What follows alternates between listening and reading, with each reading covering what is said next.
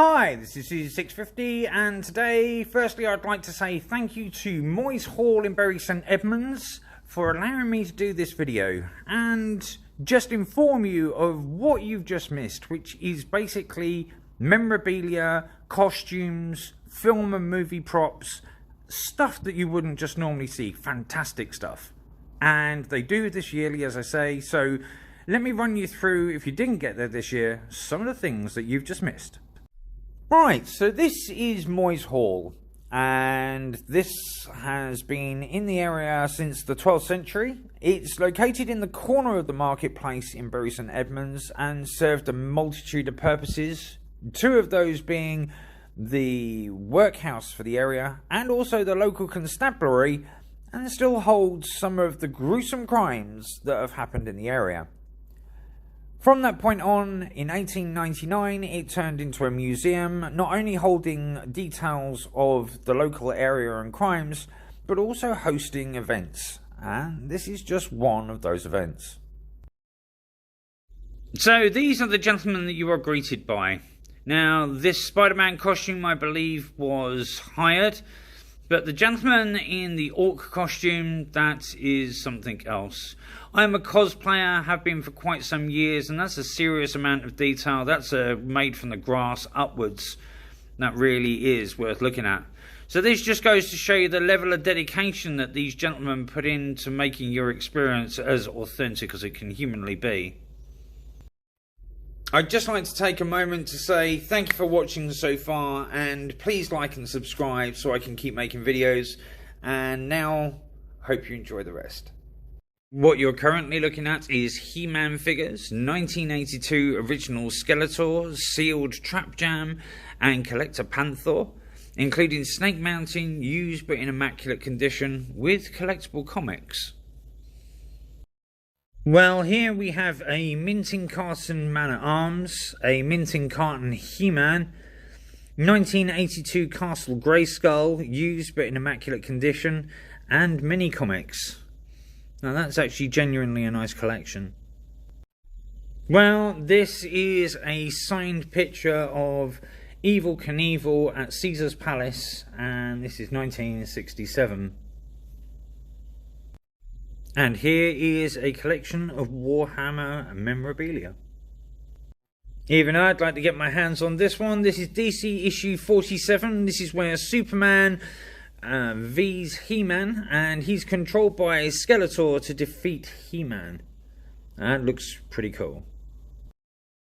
What we have here, top right, is a 1973 Spider-Man sealed, a 1998 sealed comic, plus Green Goblin and Doc Ock Hot Toys.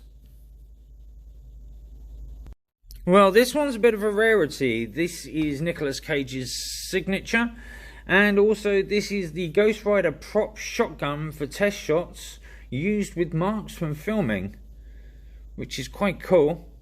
And some quite rare comic books, which I have to admit I'd love to read. I think any geek would. And then just to finish this all off, this is a clapperboard that was used on set for Ghost Rider. Canine! Everybody's favourite dog. This is a replica canine made for the collection display, and in the background there is a plasmatron used on set in 1982. Really good condition. For those of us that are old enough to remember, this is a 1989 Cheetah Survival. Please leave comments if you remember.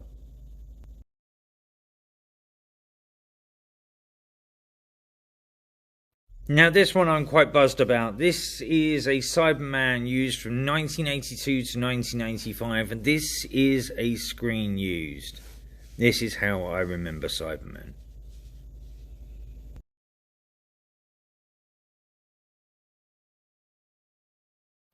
Now, this was the one that was controversial. This is Battlestar Galactica. This is 1978 to 1980, and this is a cylon stunt helmet.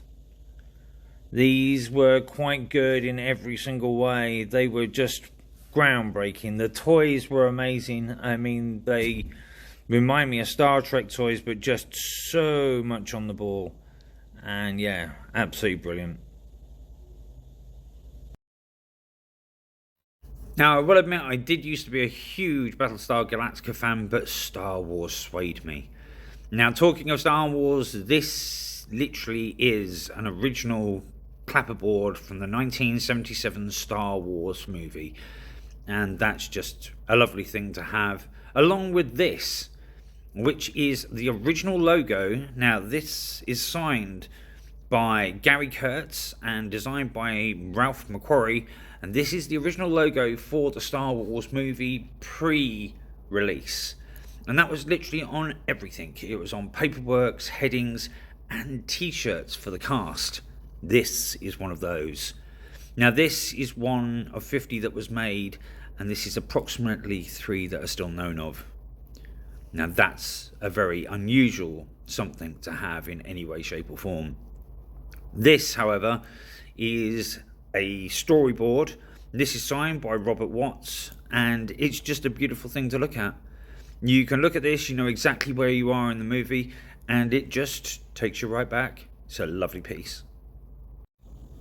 So here we are. This is the Witch King's dagger from the film in 2001, Lord of the Rings, and this is a screen-used blade. And now to the man, the myth, the legend. Bruce Lee was the most influential martial arts instructor in the world. What you are seeing here is the jacket and nunchucks from Enter the Dragon. Bruce Lee unfortunately died on 20th of July 1973, leaving one film for his fans after his passing. Here, from the set of Enter the Dragon, you are seeing Bruce Lee's favourite jacket, used not only in the film, but in his private life as well. He was also in 1966 Batman as Kato, and sparred with Burt Ward, aka Robin, his friend, on set. So this is a lovely piece. This is a gold foil hand-signed Bob Kane sticker. Now, this sticker only came to you if you joined up with the Batman fan club. Bob Kane, along with the co-writer Bill Finger, created the icon known as the Batman. Bill Finger took the inspiration from the character the Phantom to create the character we know and love to this day. But until the dawn of justice, Bill Finger had only been recognised once, and that was on the 1966 Batman TV show starring Burt Ward and Adam West.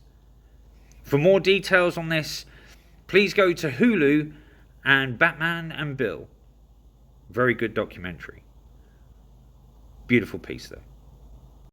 So here we are. This is the 1989 Jack Nicholson Joker suit. It looks fantastic. Jack Nicholson wanted to take his Joker and scare the children. That's how he wanted to deliver the Joker to them. To take a darker version.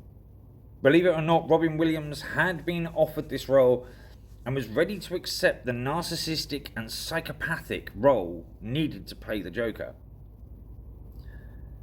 Along with that, Cesar Romero, the legend that is, was quoted saying when he was offered the part, "It's the kind of part where you can do everything you've been told not to do as an actor. Why wouldn't I want to play that part?"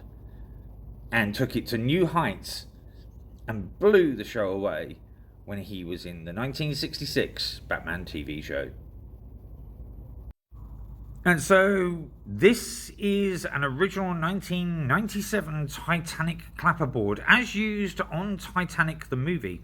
And this is here obviously with Miss Winslet's dressing gown, which is a beautiful piece and has gathered a lot of attention while it's been here. Unfortunately, no other prop like the Heart of the Ocean, which sold just after the movie for $330,000 and then resold again after that for $2.2 million, which just goes to show you how the fans love the movie and want to have the memorabilia.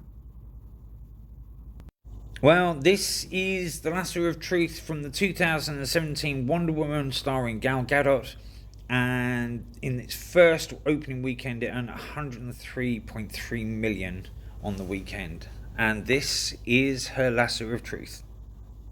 What a beautiful piece to own. And now something from 1981. This is the Nazi hat from Raiders of the Lost Ark, and this is part of the cast costumes. This movie had the biggest attendance of 1981, grossing $330 million. And now for another piece of Star Wars memorabilia from A New Hope 1977. This is a droid caller used by the Jawas to sell the droids to Luke Skywalker at Owen Lars' farm. And who says that Spock has pointy ears? This is Zachary Quinto's ears from Into Darkness 2013.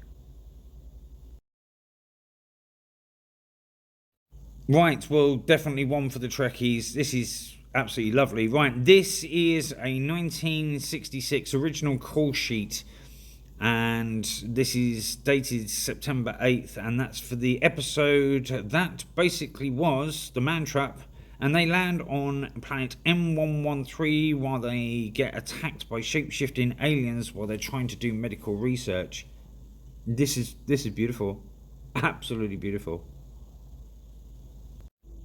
Right, so one for the Trekkies. So this is the as worn on screen uniform and boots of Carol Marcus, played by English actress Alice Eves.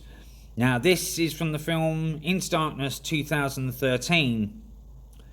Carol Marcus, the character, comes to be the love romance or fling of Captain Kirk, and they have a child, David. Well, unfortunately, we've now got to the end of Icons of Cinema for 2022. Now looking forward to Icons of Cinema 2023. Believe me, if it's anything like 22, it's going to be like Tahiti. It's a magical place. It really, truly is. So with that being said, please like and subscribe so that I can do more videos, hopefully on 2023 as well. Please leave your thoughts if you did come. It would be lovely to know what you actually thought of the Icons of Cinema.